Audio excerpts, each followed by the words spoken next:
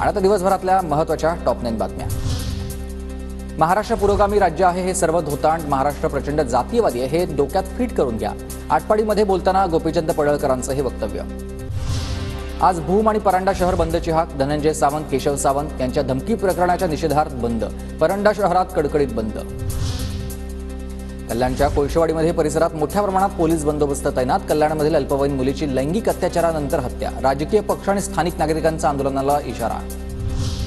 ठाकरे गटाचे नेते अद्वै हिरेंचं मालेगाव बाजार समितीमधील सदस्यत्व रद्द, अद्वै हिरे जास्त दिवस गैरहजर राहिल्यानं जिल्हा उपनिबंधकांचा निर्णय आहे। पूजा खेडकरचा दिल्ली पोलिसांच्या गुन्हे शाखेकडून तपास सुरू आहे, दिल्ली हायकोर्टानं खेडकरचा अटकपूर्व जामीन फेटाळलेला आहे। बीडमध्ये कैलास फडवर गुन्हा दाखल, हवेत गोळीबार करतानाचा फडचा व्हायरल व्हिडिओ, अंजली दमानी यांकडून ट्विट।